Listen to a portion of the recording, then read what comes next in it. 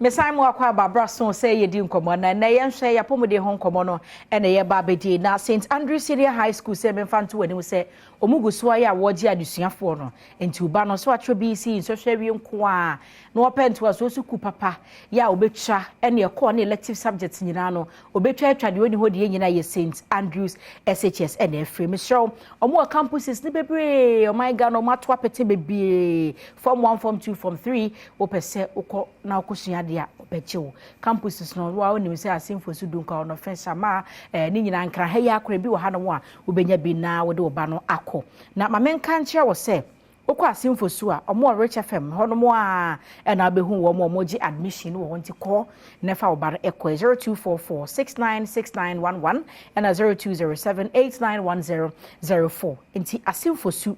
Rich FM if you hono one mo tena say na wonom ayesa admission agi adusuafo nti fa aba ne ko na mamenko na meni enkomo na give us said the idea session last week say ye share your clean care products na say ndura hodo ne akade adi twitwi adwaye mafia siesie ni won mi ehwam na hoye kama na ye dive akọ ya pomde ho nsemu Dr. Solomon Kwabia Daroma obugu ni kakra ma ye obi ade ewo mu nti no difo atena say de ye nkọhwe nu papa ya give us Adom ewo dwaso ene ade kora eye odifo Baba. Ghana mantine mu so ne ewo ne wa fade ne die. E be de dey. Eja wo mpa. Ghana no ya de anti eja ye kurekure mu kakra say ya. You give us home komo ene give us herbal mixture nko na ba yo. Me the GC mixture. Okay. Na me ni nti abira me ba bia na capsules no na afede afamani so. Anti GC mixture no. The capsules. The GC capsules. The capsules so e dey e wo hono. Okay. Enti eno na ye be di ho komo. Na no Dr. Solomon Kwabi any give us ebusu ekonya say magana fo nyina fo fidapa any eye fa hodie dapa eye 67th Independence Day no a ye share ho fa kama na bibia tumi konkan no ye boy ho moden na ya hwe say ye nyina mu no apomuden so ye den ebetumi ewie pa ye ntie na no pe no me the givers ye nupa mienu na e de aba eye givers herbal mixture tete sane yenim na o mintimrim na afede aba fresh wono so afie etwam na no ene ye de ne baaye eye givers GC mixture na afi ne capsules eno ene no ye ba bedi ho enkomo na ene no ye behwe se nia ye ta kan se detoxify ana se detoxification se uyi efi ede fi uni pedue no mo ma na besena kwa fa eja na mo besena kwa ababesena akọ ena efi no nso no ebi wo wahrawa emu ebi wo saabo mu ena afi de eye untini ena intestines no ho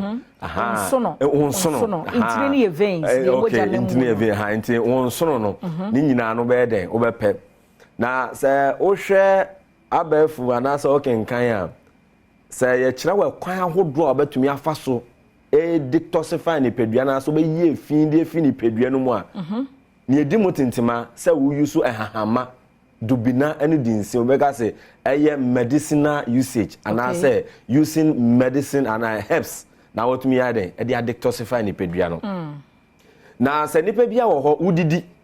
na wonom na da no udi atwenchi na se wo koba na wantumi ensiesie ni pedua na e de ha kase pa na de brew ni titru any kidney any liver no se wantumi an detoxify ni pedua na ema mna uyo kase pa na eden eye ba ni pedua no emu adenti na give us ye kansa efie a yewo mu mpo mu office a na se adwuma mu omu a bosom mienu miensa wo so ene de ye general clinic ene de wo ye yensiesi ofie ha na ha de etumi ada ho na ho ate sa na ni pedua no so ye den eye a ete enti se wo pe eye hahama ni dubina ene herbs papa obetumi dia detoxify ni pedua no ma efini nkikae bia ni nnuane ahodo yedi ensa ye nonom ani insu ye nonom adane efin woni pedua no mu ebetumi ahohoro ne nyina ma na aba besen pa dia ene eno na ye givers herbal mixture abanse ye si afi mu no bosomi miensa mu ene ye woyi enti kamia se bosomi miensa bia de eye ade a obia ye nsiesi eden ewo ni fie enu nti ene na no pay givers herbal center ye ma Ghana fo nyina ehu na ya atwe Ghana fo nyina adwen e de aba so se se ye yensiesie e wo ye nipedue no mu ye nhwe ba ko ye tedi mu ntintima pa eya givers ya asem eta ka ne se yen ka se mojanam wie wo hoyi enye eye na mu no ni dosopo ene ne bebrebe ene ne moroso no eno ne ya ede enye enti we akwakoba ne se no wa wia afede ebi akwakoka ka ni pedua no mu wuntini no emu na afede obra mo no ni nyina mu ede ewo mu obi won so ha ebre ne don ye otadidi obu ha na adwo no ndu du baako na ne emu odu afi ne wosi ho ene fufuo ni abete ne nkwan na nnomi ya ba be no dididi saa bisa on se saa enna na ye ka se oda don hwere ensia ekọ ne wotwe na nipedua no etumi esisi ne ho so no wo akwa kodidi eye anopa anase anadwo desuo mu du baako dumie no no nan na okosore don hwere se na wotumi di ada no don hwere enaipe digestion entumi ankoso nipedua no anase dua na wudi no entumi anyamu ye na se wodidi wie wasa o ma nipadua ne bre Emma wo mo wo so yo modwuma na ne aduane no na de ebe fa agyadan mo ma so ne so de be ko mogam nti wodidi wie ya na wo da wo wato nti na tore bia da medidi anadwo no wo sora no pa se wodidi awie ni na aduane nda so gyina wo bo sa oh okay ena kokoban sa wo se ya na wo sunsun so be obi so ho ma o so na fa de ase ni tifa edwane sa na fa de ne ya obi so ana se onye hwe ba na wabre obu be so no se oni amenfe me pa cho da bi anu nti na wo hia givers herbal mixture na wotumi anono na sa nnuane na entumi anyam yie no aka ni pedua no mu no givers adaroma etumi ama ne nyina de aba besen na o kidney no mu ada ho o liver no so ye de emu etumi ada ho na fe de o intestines ahodo ni nyina na emu etumi ada ada ho no na ebre ne edo nyina no ni pedua ne nya hoden aya ma ye mfa ehahama ani dubina ne dinsin fe ndi agro asa sa tresem no kra de aka ama yate ase aduaba ne de bia yedi na ne haha ne ye nden fansa yare na mom no e ma ye de nkokotugu enu nti na Dr. Solomon Kwabi ena ne nimde so afa abafu nimde kwan so ene yakotete haha mai ene dubia ne si nyina na de aye edro de aba enti mpacho se ope edro betumi dia detoxify ni pedua ne pa dia eno na givers herbal mixture ma papa na se ebo ho ba flu malaria and typhoid na yeti wonum wotime didie na se boost immune system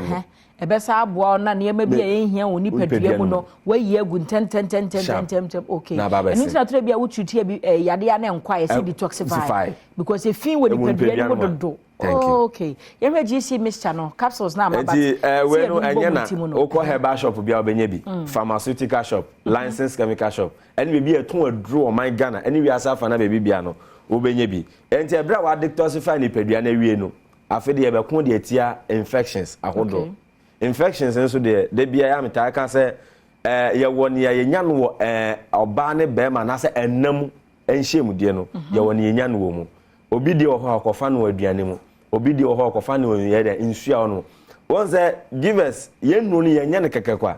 wonse ne amekeka ni nyina no asa ebobra enti no untumi enyi ba ko mfiri ho ebra ho mfa ba ko ye de emfa nka ho ni nyina bom na ye edimu na oni pedua no apomuden ye de etumi akonkan enti no se ebi obi wo ho no mo obon se onante kakra na afede na koma bose ya peri na afede aso wo teso pepacho we draw here ye givers GC mixture and then the capsules we no ofa ni mienu ni nyina onum capsules no ene ni mixture na nyina de abomu na etumi aboa de na ema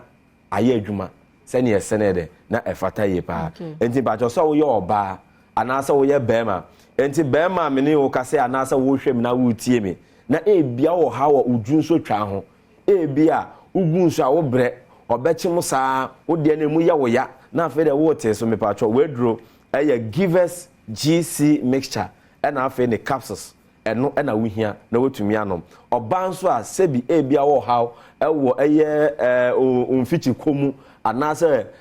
sebi wahimfi ho honom enhyeda enye kama no me pacho ohia givers GC mixture and the capsules na watumi ade e de to ase ye nnura mienu nyina no okọ herbal shop bia wo man mu obenye bi pharmaceutical shop bia eton aduro bia no obetumi enye aduro bia wo ho na e bia no pay me akire bibi mu ha na wo bi nti ase a me pacho na ye nnuru nyina nso wo nom no ɛsɛ utumi frɛ yɛ because nnuane bi wɔ hɔ a ɛsɛ wudi okay nneɛma bi wɔ hɔ a ɛsɛ woyɛ ebia ɛbrɛ ne nti na yɛntumi nkɛne nyinaa ɛnti na yɛde ahomatrofo no to dwa sɛ wakɔtɔ aduru na wie a wode ɛfrɛ yɛ ne yɛnkyerɛw ɛbrɛ ne dɔn ne yɛsɛ woyɛ ne yɛsɛ yɛ dɛ wonyɛ sɛ ɛbɛtumi ama aduru na wonom no ɛso adu bi yɛ ɛtumi aba mfa so ɛnti numbers no ɛwɔ screen no so deɛ na mmom no ɛyɛ 0543 22 24 70 0543 322 470 na Herbal shop pharmaceutical shop any licensed chemical shop ebi eton aduro bia no obetumi enya bi na mo we dey me sorry so na me kɔ no ma me fa happy birthday in advance and fa ma Benis Amagra owo 2BN ɛwɔ Takrade ne ma me private soldier Mary Akpalu and also me man happy birthday advance and family. All right, thank you. I wish I say odi for no we free give us a kache and you papa wo mo dey just one on here abedi ho enkom. Men kai was Franco Trading Enterprise was phones, laptops, printers, accessories, phone type bia wo pe bia no wo benya bi air conditioners, horsepower bia wo pe bia no wo benya bi CCTV camera no ni installation and the connection nyina no obeya ma download the Franco app no to phone so wo bi ho na wo moto nyina gu ho na afa bia bo gu ase na no madi nkita mesrew emfa Franco number ewo Google number na me de ma wo no 0246 422 338 and 0555 939311 na me ensa 0555 939311 na Franco bejo so ye na ye homra ye ba de aka kire no bedwam so me de betwa so